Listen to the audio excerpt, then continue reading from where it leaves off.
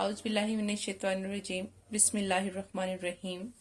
Class 6 باب دوم ایمانیات اور عبادات میں لیسن نمبر 1 اللہ تعالیٰ پر ایمان، جو کہ صفحہ نمبر 7 پر موجود ہے۔ اللہ تعالیٰ پر ایمان پہلا ٹاپک، اس میں ایمان کا مفہوم ہے۔ دوسرا ٹاپک توحید کا معنی اور مفہوم ہے۔ پہلا ٹاپک ایمان کے مفہوم کے بارے میں ہم پڑھیں گے۔ ایمان سے کیا مراد ہے؟ ایمان کا مطلب کیا ہے؟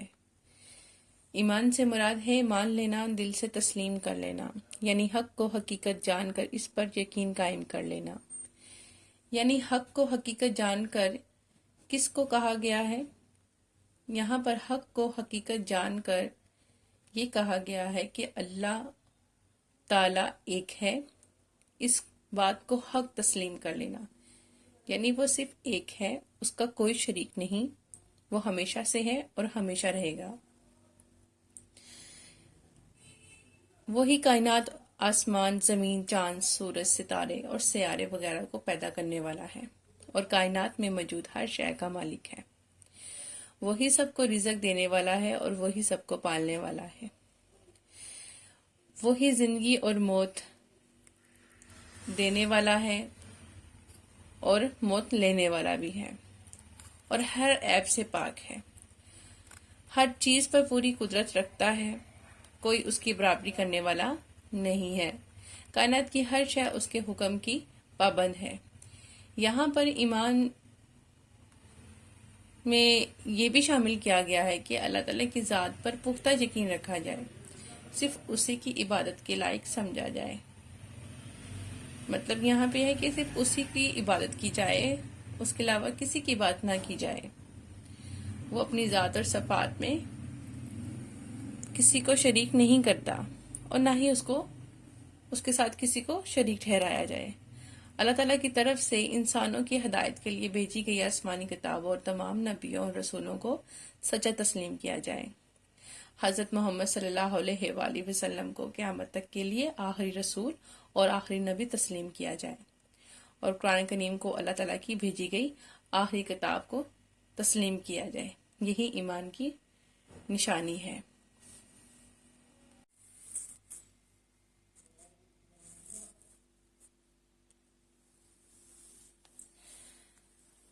دوسرا ٹاپک ایمانیات اور عبادات میں توحید ہے، صفحہ نمبر 8 میں۔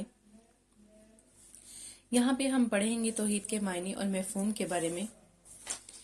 توحید کے معنی اللہ تعالیٰ کے ایک ہونے پر یقین کرنا، یعنی اللہ تعالیٰ کو واحد یکتا، ایک ماننا اور ایک جاننا۔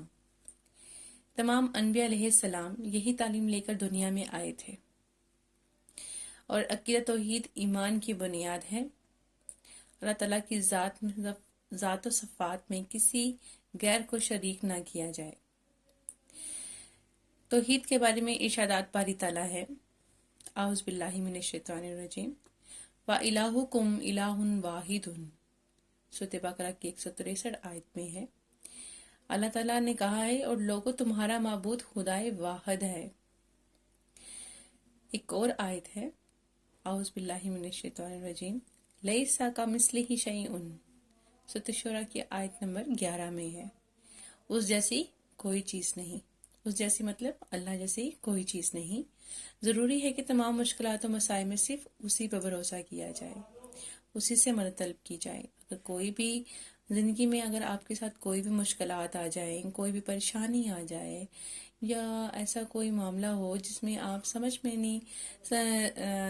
نہیں سکتے کہ اب ہم کیا کریں، کیسے کریں، تو پھر آپ صرف اسی سے ہی مدد طلب کرو، صرف اسی پہ بھروسہ رکھو کہ اگر یہ مشکلات آئی ہیں تو دور بھی وہی کرے گا، اور کوئی ذات نہیں جو یہ ہماری مشکلات اور مصائب کو دور کر سکے، صرف واحد خدا کی ذات ہے جو ہماری ساری مشکلات کو دور کرے گا۔ ہمیں ہر وقت ہمتن گوش ہو کر اللہ تعالیٰ سے دعا کرنی چاہیے، جیسے کہ ہم سورۃ فاتحہ میں دعا کرتے ہیں اللہ تعالیٰ سے۔ سورۃ فاتحہ کی آیت نمبر 4 میں اعوذ باللہ من الشیطان الرجیم ایاک نعبد و ایاک نستعین، اے پروردگار ہم تیری ہی عبادت کرتے ہیں اور تجھ سے ہی مدد مانگتے ہیں۔ اگر ہم کائنات کے نظام پر غور کریں تو تو سورج ہر روز مقررہ وقت پر طلوع اور غروب ہوتا ہے۔ ستارے اپنے اپنے راستوں پر ایک دوسرے سے ٹکرائے بغیر چلتے رہتے ہیں۔ چاند کی منزلیں مقرر ہیں، موسم بدلتے ہیں، لوٹ کر آتے ہیں۔ یہ سارا نظام خود بخود تو نہیں چل رہا نا، کوئی ہے جو ایک ہستی ہے جو یہ نظام چلا رہی ہے، اور وہ خدا کی ہی ذات ہے۔ اس میں کسی بھی صورت میں اس کے ساتھ کسی کو شریک نہیں کرنا چاہیے۔ اگر کوئی اور شریک ہم کر بھی دیں ان کی ذات کے ساتھ تو کتنے اختلافات پیدا ہو جائیں گے۔ کوئی کیا کہے گا کہ نہیں ایسا نہیں ایسا کرو، وہ کہے گا نہیں ایسا نہیں ایسا کرو، لیکن نہیں، مگر ایسا نہیں ہے۔ وہ اپنی ذات میں یکتا ہے۔ یہی ایمان کی بنیاد ہے، یہی ایمان کا مفہوم ہے کہ ہم صرف حقیقی بات کو تسلیم کریں، غیب پر ایمان لے کے آئیں، ٹھیک ہے۔ ایسا نہیں کہ ہم اس کی ذات میں کسی اور کو شریک کر دیں، نہیں، وہ خدا کی ذات واحد ہے، یکتا ہے، وہ ہمیشہ سے ہے اور ہمیشہ رہے گا۔ مختصر یہ کہ اللہ تعالیٰ کی ذات یکتا ہے، اس کا کوئی شریک نہیں ہے، وہی خالق و مالک ہے۔ ہماری زندگی اور موت اسی کے ہاتھ میں ہے، ہماری تمام ضرورتیں وہی پوری کرتا ہے، اس لیے ہمیں صرف اسی کی ہی عبادت کرنی چاہیے۔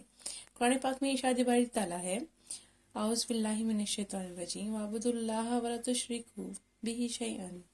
سورۃ نساء کی 36 آیت ہے یہ، جس میں اللہ تعالیٰ نے کہا ہے کہ اور اللہ ہی کی عبادت کرو اور اس کے ساتھ کسی چیز کو شریک نہ بناؤ۔ اللہ تعالیٰ سے ہر حال میں مدد مانگنی چاہیے، اس کے سوا کسی کا ڈر یا خوف انسان کے دل میں نہیں ہونا چاہیے۔ اس کے احکام کو اس کی مرضی کے مطابق پورا کیا جائے۔ ہر احکامات جو اس نے ہم پہ لاگو کیے ہیں، ہمیں چاہیے کہ ہم اس پر عمل کریں۔ عقیدہ توحید کی وجہ سے مسلمان کے اندر جرت، بہادری، صبر، توکل اور یقین جیسی صفات پیدا ہوتی ہیں۔ عقیدہ توحید کے ماننے والوں میں اتحاد، مساوات اور اخوت جیسی خوبیاں بھی پیدا ہوتی ہیں۔ عقیدہ توحید کی وجہ سے مسلمان کے اندر جرت، بہادری، صبر، توکل اور یقین جیسی صفات پیدا ہوتی ہے۔